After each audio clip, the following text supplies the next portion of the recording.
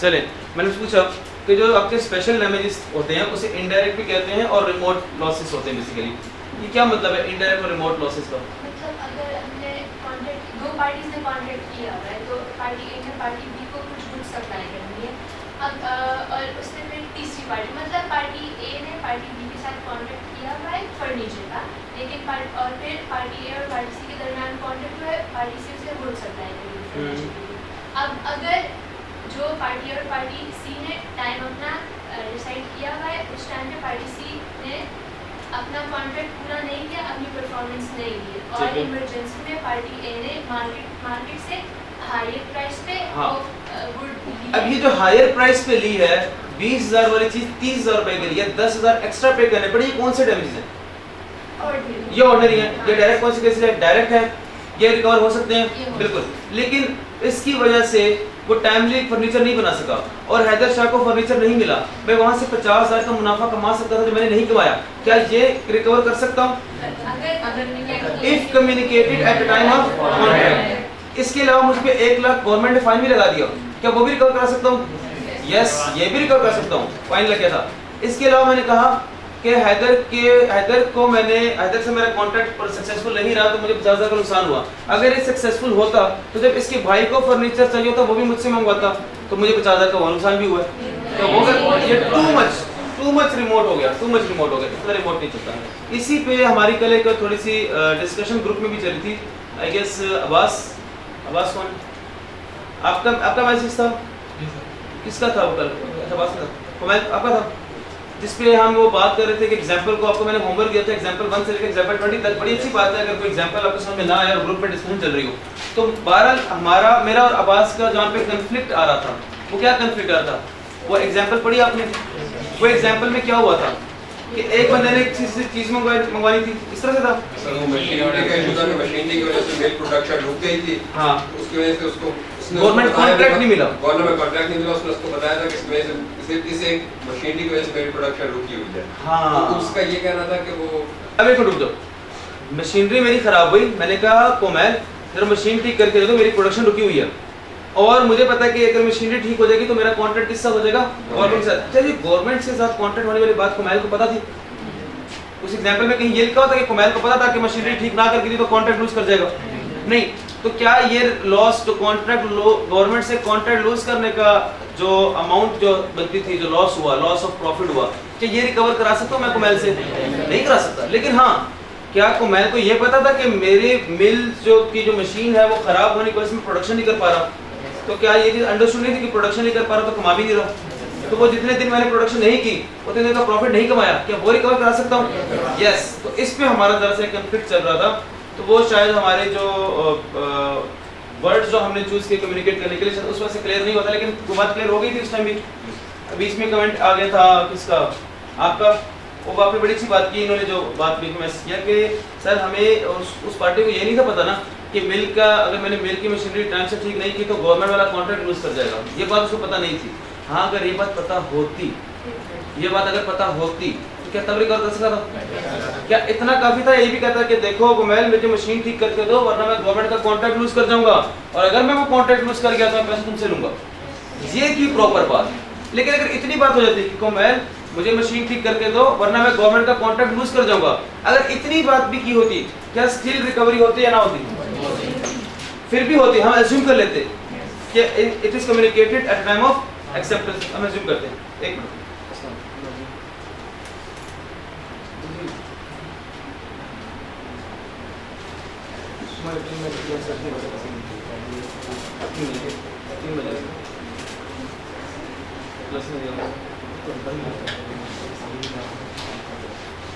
यहाँ तक बात क्लियर होगी आपको?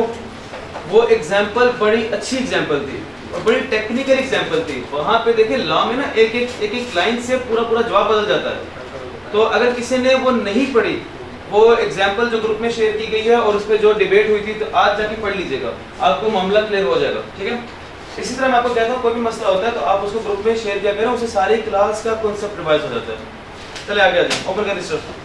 आज हम अपना आखिरी टॉपिक पढ़ने लगे चैप्टर 9 का, और हमारा कॉन्ट्रैक्ट एक्ट हमारे एहतमाम की तरफ बिल्कुल एंड पे पहुंचा हुआ है। आपको बता दूं इसके बाद चैप्टर 10 हमारा आखिरी चैप्टर होगा कॉन्ट्रैक्ट एक्ट के हवाले से, और 2 लेक्चर्स का चैप्टर है, वो भी 2 लेक्चर्स में चैप्टर 10 खत्म हो जाएगा। जहां तक बात मैंने आपको कल भी की थी पेनल्टी, मैंने डिफाइन किया था कल पेनल्टी को। मैं जरा आपको बता दूं, मैंने कहा पेनल्टी क्या होती है कि मैंने और यार आ रहा सेंड कर देना मुझे व्हाट्सएप। अच्छा डॉक्यूमेंट ठीक है। हाँ, मैंने और क्या नाम है, तैयब, मैंने और तैयब ने कॉन्ट्रैक्ट किया। मैंने कहा तैयब मैं तुम्हें 1 लाख की बाइक बेचना चाहता हूँ। तैयब ने कहा सर मैं भी 1 लाख की खरीदना चाहता हूँ। तो कॉन्ट्रैक्ट हो गया। अब दोनों पार्टीज ने, पार्टी नहीं पार्टीज, बट क्या समझ गए पार्टीज, दोनों पार्टीज ने क्या एग्री किया, एक अमाउंट फिक्स की कि अगर सर आपने बाइक डिलीवर ना की तो आप मुझे 10,000 फाइन दोगे, पेनल्टी दोगे। मैंने कहा ठीक है, और अगर तुमने मुझे पेमेंट ना की तो कहते मैं भी आपको 10,000 पेनल्टी दूंगा। ये पेनल्टी इसे कहते हैं कि दोनों parties at time of contract कोई एक अमाउंट फिक्स कर लेती है कि अगर दोनों में से किसी ने भी नॉन परफॉर्मेंस की, अपना वादा पूरा नहीं किया, तो उसको कुछ अमाउंट पे करना पड़ेगा as a penalty, as a सजा। तो क्या ये जायज़ है, नहीं है, कितनी जायज़ है कितनी नहीं जायज़, वो हम आज सीखेंगे। तो पेनल्टी क्या होती है, पार्टीज फिक्स कर लें एक अमाउंट को on breach of contract, on non performance. Breach of contract क्या होता है, नॉन परफॉर्मेंस पे। जरा देखिएगा अमाउंट के ऊपर रेट्स कुछ लिखा हुआ है, अमाउंट जो फिक्स किया कौन सी फिक्स करनी चाहिए, कितनी फिक्स करनी है। अब सवाल माइंड में एक आना चाहिए कि सर हमें कैसे पता चलेगा कि रीजनेबल अमाउंट कितनी है, हमें कैसे पता चलेगा, क्या लगता है कॉमन सेंस क्या कहती है, अदालत डिसाइड करेगी, कोर्ट डिसाइड करेगी आया पेनल्टी की अमाउंट रीजनेबल है या नहीं है रीजनेबल। इस पे एक बड़ी अच्छी एग्जांपल है जो मैं आपको एंड पे दूंगा, मुझे याद कराना कि सर वो रीजनेबल अमाउंट पे एग्जांपल देंगे आपको एंड पे दूंगा। आगे चलते हैं, how to calculate damages on breach of contract. This is the perfect material for your exam preparation. Perfect material है आपके पेपर में आने वाले केस स्टडी को टैकल करने के लिए, ये आप लोगों के लिए बनाया गया है, बुक में ऐसा नहीं है, आप लोगों की सहूलत के लिए बनाया गया। अगर ये बात समझ में आ गई तो बुक पढ़ने की जरूरत भी नहीं आपको। अगर ये कॉन्सेप्ट समझ में आ गया कि डैमेजेस को या पेनल्टी को कैलकुलेट कैसे करना है, पहली बात सुने, अगर गुड्स और सर्विसेज डिलीवर्ड नहीं हुई, मैंने बाइक दी थी किसको, तैयब को, ड्यू डेट पे परफॉर्मेंस वाले दिन मैं बाइक लेके नहीं पहुंचा तो मैंने गुड्स डिलीवर नहीं किए। अब समझे बात को, क्या मैंने ब्रीच ऑफ कॉन्ट्रैक्ट किया है, बिल्कुल किया है। क्या मैं पेनल्टी जो हमने डिसाइड की थी पे करूंगा कि नहीं करूंगा, बिल्कुल पे करूंगा। कितनी पेनल्टी थी, 10,000 रुपये, मैं पे करूंगा, वो हकदार है, मैं पाबंद हूँ पे करने का। लेकिन एक चीज और सोचे ना, हमने कहा कि ब्रीच ऑफ कॉन्ट्रैक्ट के केस में एग्रीड पार्टी को कंपनसेशन दी जाएगी, लेकिन जरूरी है कि एग्रीड पार्टी को क्या पहुंचाओ, नुकसान पहुंचाओ। अगर ब्रीच ऑफ कॉन्ट्रैक्ट की वजह से एग्रीड पार्टी को नुकसान नहीं पहुंचा तो क्या कंपनसेशन देने के पाबंद हैं हम? ये एक सेपरेट कॉन्सेप्ट है, ये एक सेपरेट कॉन्सेप्ट है। अब सुनिए, एग्रीड पार्टी को जो लॉस हुआ उस लॉस को मिनिमाइज करने का रास्ता था, मिनिमाइज करने का, यानी कि लेट्स सपोज कोई भी कॉन्ट्रैक्ट हुआ उसमें एक पार्टी डिफॉल्ट कर गई, दूसरी पार्टी एग्रीव्ड है। अब एग्रीव्ड पार्टी जो है वो अपने लॉस को मिनिमाइज कर सकती है। लेट्स सपोज हमारा जो कॉन्ट्रैक्ट मेरा और तैयब का हुआ था, हम क्या लेते हैं, आम की पेटी का हुआ था। मैंने कहा कि तैयब ने कहा मुझे 10 आम की पेटियाँ, मेरे पास 10 आम की पेटियाँ, आप खरीदेंगे? मैंने कहा मैं खरीदूंगा। कितने की पेटी? उसने कहा 1,000 की एक, तो 10 पेटियों की बन गई 10,000 रुपये। मैंने कहा ठीक है, ऐसा करो, कल सुबह हम ऐसा करते हैं कि F9 पार्क में तुम 10 आम की पेटियाँ ले आना, मैं 10,000 रुपये ले आऊँगा। अब तैयब पहुँच गया डिसाइडेड जगह पर, डिसाइडेड टाइम पर, 10 आम की पेटियाँ लेकर। मैं वहाँ आया ही नहीं, मैं वहाँ नहीं आया, तो मैं कौन सी पार्टी का कहलाऊँगा? एग्रीड पार्टी, तो सॉरी डिफॉल्टिंग पार्टी। मैं कौन सी पार्टी हूँ? Defaulting party. अब हुआ क्या कि तैयब ने जो एक तो पेनल्टी की अमाउंट डिसाइड की, वो तो एक अलग कहानी है।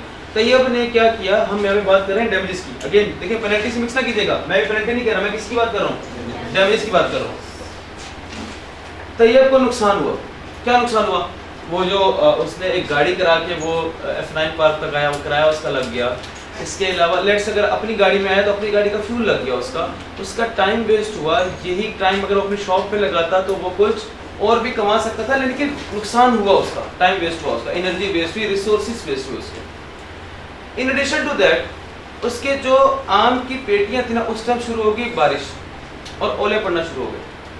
अब उन ओलों से जो आम थे वो डैमेज हो रहे थे, तो इसने क्या किया कि इसने वही पेटियां वहीं पे रखी और छतरी के नीचे खड़ा हो गया, जो शेल्टर होता है पार्क के अंदर, और अपनी आंखों से देख रहा है कि एक के बाद एक पेटी खराब हो रही है, और टोटल नुकसान कितने का हो गया?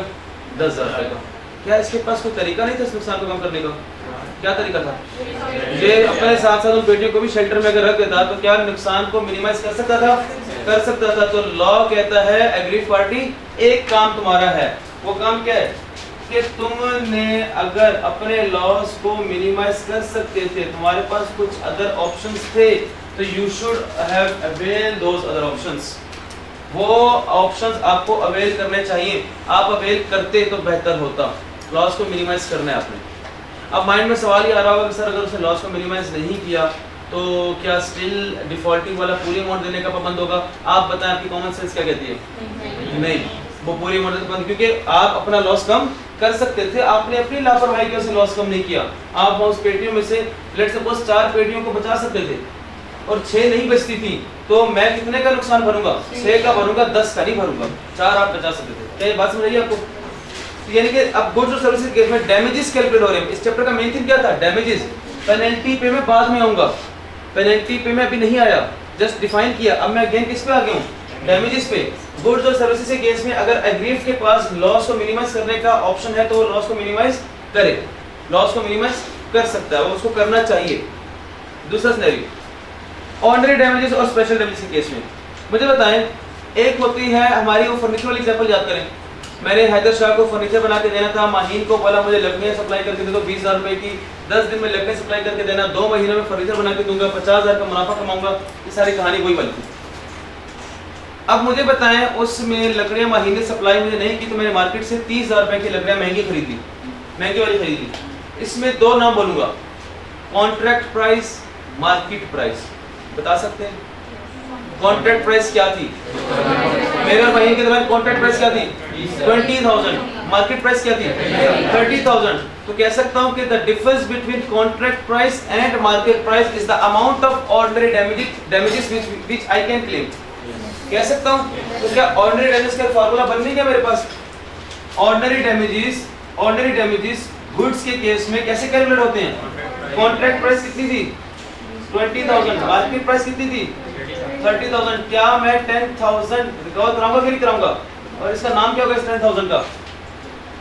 कौन से डैमेज होंगे मेरे? Ordinary damage. का ये बात समझ आइए। अब अगर रेड वाली बात सुनिए, पेपर में if market price not given in paper, paper में मार्केट प्राइस गिवन ही नहीं थी, तो क्या कहता है? कॉन्ट्रैक्ट प्राइस ही मार्केट प्राइस होगी। इसका मतलब कितनी डैमेज से कवर कर दूंगा? कोई डैमेज रिकवर नहीं करूंगा। हाँ, कितना रिकवर करूंगा? जो कॉन्ट्रैक्ट प्राइस की अमाउंट थी वही रिकवर करूंगा, जो कॉन्ट्रैक्ट प्राइस की अमाउंट थी वही रिकवर करूंगा, अगर मार्केट प्राइस पेपर में गिवन नहीं होगी। अब देखिए, ये याद करने वाली बातें नहीं है, ये आपको सिखा रहा है एग्जाम में बैठ के डैमेजेस कैलकुलेट कैसे करने हैं। लेकिन आपके सिलेबस में मैं आपको बता दूं, मार्केट प्राइस गिवन होती है, मार्केट प्राइस गिवन होती है। तो आपने कैसे कैलकुलेट करना है? कॉन्ट्रैक्ट प्राइस और मार्केट प्राइस का डिफरेंस ले लेंगे। कौन से डैमेजेस कैलकुलेट कर रहे हैं? किस केस में कर रहे हैं? गुड्स के केस में। किसके केस में? गुड्स के केस में। अब बारी आगे सर्विसेज की। सर्विसेज में बिल्कुल सिंपल सी बात कहता है कि सर्विसेज में ऑर्डिनरी डैमेजेस कैलकुलेट करने का एक ही तरीका है, जो आपको रीजनेबल लॉस हुआ, जो आपका मुनासिब लॉस हुआ due to breach of contract, जो आपको नुकसान हुआ, आपका फ्यूल का खर्चा हुआ, आपका टाइम वेस्ट हुआ, जो मुनासिब अमाउंट बनती है वो आप रिकवर कर सकते हैं। अब मुनासिब अमाउंट कितनी मुनासिब है, कितनी गैर मुनासिब है, ये कौन बताएगा? हमें बोर्ड डिसाइड करेगा। तो मोस्टली आपके केस, आपके पेपर में जो सवाल आता है वो गुड्स का आता है, और उसमें भी मार्केट प्राइस गिवन होती है। कुल मिला के अभी तक 2 बातें सीखी। ऑर्डिनरी डैमेज कैलकुलेट करने गुड्स के केस में तो कैसे करें? कॉन्ट्रैक्ट प्राइस और market price. Ordinary damage calculate कर रहे हैं सर्विसेज के केस में तो कैसे कैलकुलेट करें? रीजनेबल अमाउंट या रीजनेबल लॉस जो होता हुआ है। कौन बताएगा रीजनेबल है कि नहीं? क्या मैं पेनल्टी की बात करूं या डैमेजेस की बात करूं? डैमेजेस की बात करूं। मैं इसकी बात कर रहा हूं डैमेजेस की। Special damages. स्पेशल डैमेजेस की एक सबसे मशहूर एक ही शर्त है, वो क्या? If communicated. अच्छा, आईकेएफ में एक दफा सवाल आया कि हारिस ने माहीन को लकड़ियों का कहा और हारिस ने फर्नीचर बना के देना था हैदर शाह को। तो मैंने महीन को इस टाइम नहीं कहा कि यार मुझे जल्दी लकड़ियाँ दे देना वरना मेरा वो वाला कॉन्ट्रैक्ट खराब हो जाएगा जो हैदर शाह के साथ है। जब महीन लेट हुआ ना, ये आईकेप में एक बार सवाल है, जब महीन लेट हुआ, डिले किया, तो उसके बाद मैंने महीन को डांटते हुए कहा कि तुमने बहुत मेरा नुकसान कर दिया है, तुम्हारी वजह से मेरा हैदर के साथ जो कॉन्ट्रैक्ट था वो खराब हो गया, वो 50,000 मुनाफा मैं नहीं कमा सकता, तो लिहाजा तुम मुझे 50,000 रुपये। ये मैंने कम्युनिकेट तो किया, at the time of contract नहीं किया। कब नहीं किया? ये इसमें भी इस तरह भी सवाल आ चुका है आपका, तो आपने देखना है कम्युनिकेशन कब हो रही है। अच्छा, अब समझे बात को। अगर स्पेशल डैमेजेस हैं और उसकी वजह से आपका अदर कॉन्ट्रैक्ट, यानी कि स्पेशल डैमेज क्या होता था, अदर कॉन्ट्रैक्ट होता है, क्या हो जाता है? कैंसिल। हमारे एग्जांपल में हमारा अदर कॉन्ट्रैक्ट कौन सा था जो कैंसिल हो गया? हैदर को फर्नीचर बना के देना। अदर कॉन्ट्रैक्ट कौन सा था? हैदर को फर्नीचर बना के देना, वो कैंसिल हो गया। अब मैं कौन कौन सी अमाउंट रिकवर कर सकता हूँ? तो कहता है आप दो किस्म की अमाउंट रिकवर कर सकते हैं, एक लॉस ऑफ प्रॉफिट और एक कंपनसेशन पेड। सुने, लॉस ऑफ प्रॉफिट और कंपनसेशन पेड का मतलब सुने, ए ने बी को लकड़ियां देनी थी और बी ने सी को फर्नीचर देना था। इस तरह की कहानी है। ए ने बी को क्या देनी थी? वुड्स। और बी ने सी को क्या देना था?